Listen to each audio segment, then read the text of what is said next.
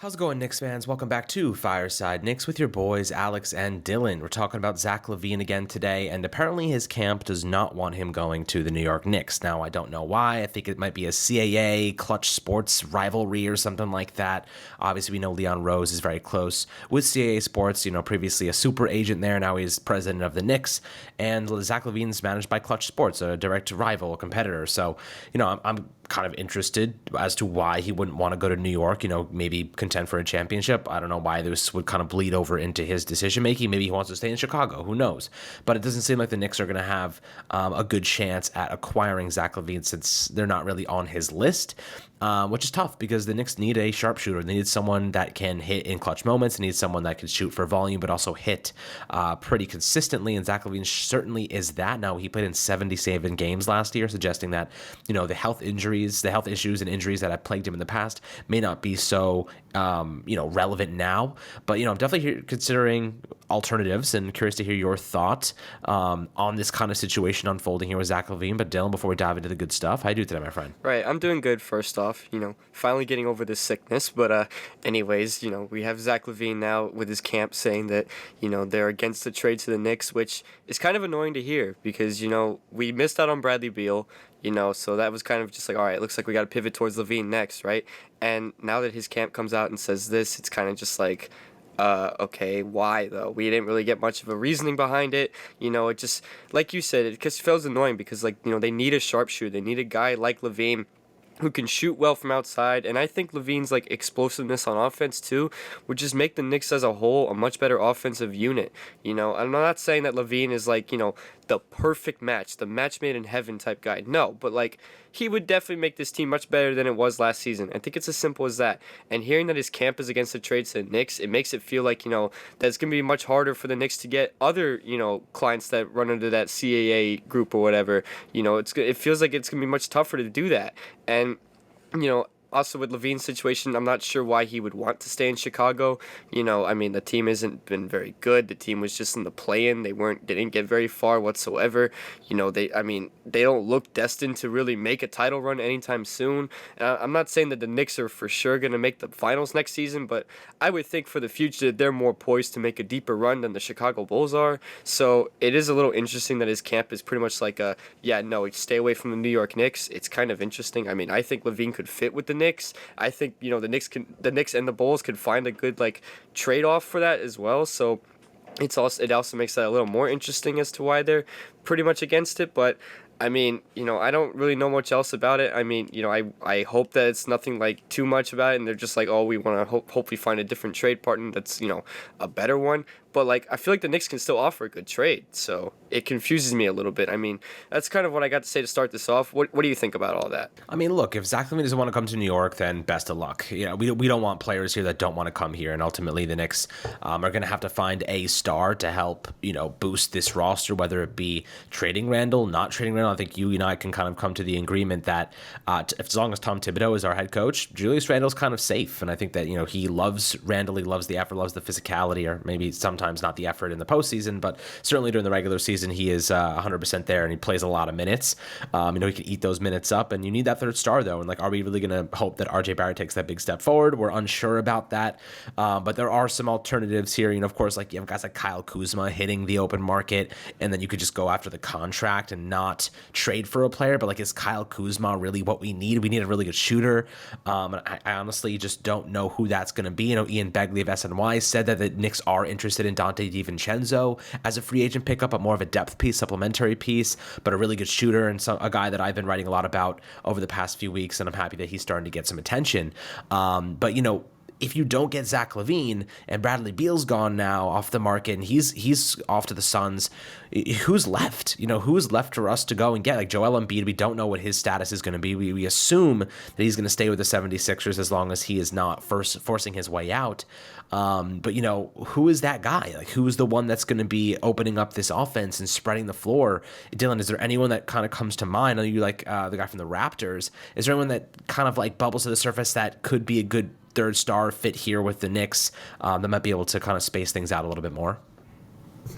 Right. So, like, that third star, like you said, I mean, if Levine doesn't come here, it's kind of just like, all right, who's left? Because Beal is gone already. He's in Phoenix now. And, Levine's kind of the main guy to keep your eyes on in terms of, like, superstar guards, right? And if Levine doesn't come to the Knicks, then there's not many guard options left, or tall guard options, I should say. So, and a player I have in mind. I'm still an OG Anunoby guy, and I know some Knicks fans were like, "Oh, I don't want to give up X amount of picks for OG Anunoby." I understand that, but I do think OG Anunoby would be a pretty solid fit here. He's good on both sides of the floor. He can shoot very well. He's like a 40% 3-point shooter or close to it. He's obviously a plus defender, led the league in steals per game this past season. He's a very versatile player. I know he's not like the most like how do I put this? He's not like the most explosive offensively, but like, he's dynamic on both sides of the ball, and I feel like that would be a solid fit here. I really do. I don't think that's like he's like necessarily the guy to go after, but I feel like if the options come down to it, the options get dwindled down a little bit, and you kind of need somebody. You might have to look at OG Anunoby and look how the Raptors are viewing him as a long-term asset, because the Raptors situation is a little confusing.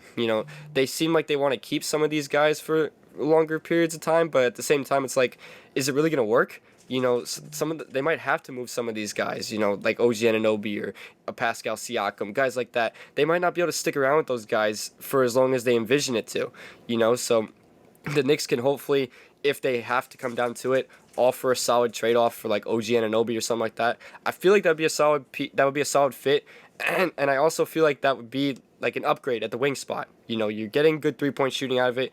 You're getting much better defense. So I personally think that'll be an upgrade, but we'll just have to wait and see what happens with this Levine stuff. I mean, what do you think about like OG Anunoby? Do you think it would be a good option for the Knicks should things go south? I mean, look, if the Knicks can find themselves a star, that it doesn't even have to be a guy that's better than Brunson or Randall. You're probably not going to get someone better than Brunson unless it's like an Embiid or something like that. But better than Randall still. Like, he's a 2-time All-NBA player. It's not that easy to find players that good. If you find a guy to pair with those two, that would be nice. Anunoby, young, 25 years old, is almost 26, 6'7", 232 pounds. Like, he's got good frame, good size, averaged 16.8 points per game last year. He's a good shooter, man. Like he could be that missing link, that guy that kind of steps it up. And if you give him a bigger role, maybe he takes advantage of it. He is kind of labeled as a small forward.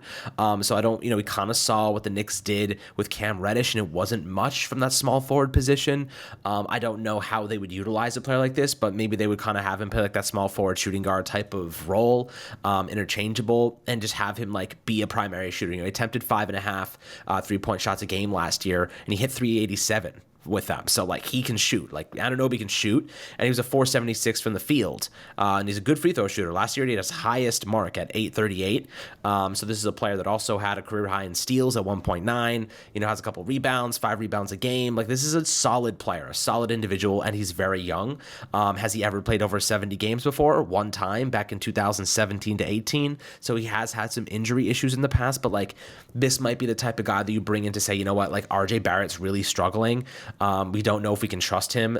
OG Anunoby, like, could be that third star behind our primary two guys. At least he can hit those shots, score some good points, average well, and maybe we give him a little bit more volume, a little bit more attempts per game. I know RJ had like, I want to say 16.1 attempts per game, and Anunoby only had 13.2. So maybe you give him a couple more shots, and he averages close to 20 points, and his average is maintained. So I wouldn't be opposed to it. Now the question is like, what would you be willing to give up for him? You know what I mean? Like, that's kind of the question to ask, is like, what is a player like this worth, given he has had some health injuries in the past, but he is very young, kind of in his prime. Right. So, obviously, like, he's not going to be like dirt cheap, but I feel like, he'll be cheaper than some other players, such as like a Zach LaVine, for example. I feel like you could get Anunoby for, a couple draft picks, maybe like a couple first rounders, maybe a second rounder as well.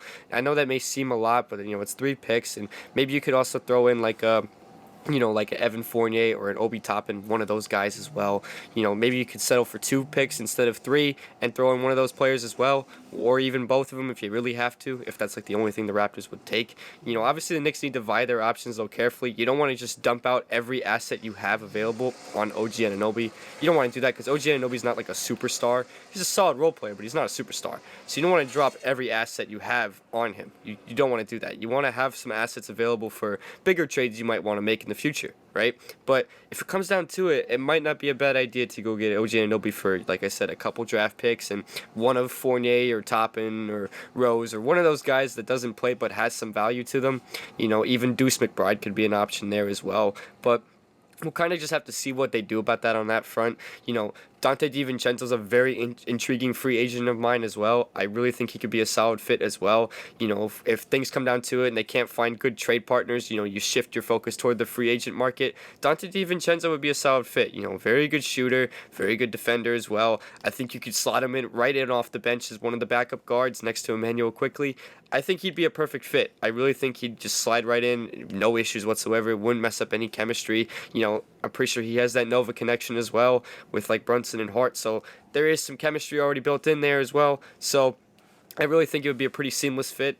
I think OG Anunoby would be a pretty seamless fit as well, but at the same time, there is a difference between the price tag for Dante DiVincenzo on the free agent market and the price tag for OG Anunoby on the trade market. So the Knicks just need to vie their options and be careful with it. Yes, I understand some fans don't like the whole conservative approach and would rather them just be aggressive in the market, but at the same time, do you want this team to make the wrong move? No, we don't, right? So they're trying to make sure that the moves they make are the right moves. They went ahead and signed Fournier and signed Kemba Walker, and those moves both were terrible, awful moves, right? Look, a year later, Kemba Walker's not on the team anymore, and Evan Fournier's out of the rotation. So they want to be careful with these moves, and I understand it. I'd rather them be making the smart moves and make sure it's the smart move rather than just go shell out a bunch of assets for a player that they think would work out, but in the long run will not, and nor will it make us like a championship contender. I just want them to be smart about it. That's my main thing about it. I don't really care if, I'd rather them not run it back this upcoming season, but at the same time, I'd rather them not make a too significant of a change if it's not the right move. I just want them to make the right moves. That's pretty much all I got to say about it. What do you think about that? I mean, look, don't make a move just to make a move, right? Like that's kind of the idea is like you don't want to just jump into the fire if you don't have to. Now the Knicks do have a window. Like there's something to be very aware of. The Knicks have a window right now to win a championship, and if they're going to do it, it's got to be in the next 3 years. With that being said, if you decide you don't want to go balls to the wall this offseason, your window shrinks to 2 years. So are you willing to shrink the sample size to continue your development, waiting on some players to maybe get to where you need them to be? Or do you want to go out and sell now and try to win now? Because those windows are small in the NBA. You see teams that win it all and then they're bad 2 years later because they trade a star, whatever it might happen. The Knicks need to be careful with what they do right now. It's got to be a progressive move. It's got to be a positive move. But with that being said, you can't just trade for players because you want to trade for somebody. It's got to make sense. And, I don't necessarily know if the market's going to be very kind to the Knicks this offseason, but we're going to find out, my friends. I'm always happy to hear perspectives below in the YouTube comments about Zach LaVine not wanting to come to New York. OG Anunoby, if you think he's a good option, or any alternatives that you want us to discuss in the coming days. We appreciate that feedback very, very much. Make sure to like and subscribe as always, and we'll catch you guys on the next Fireside Knicks episode.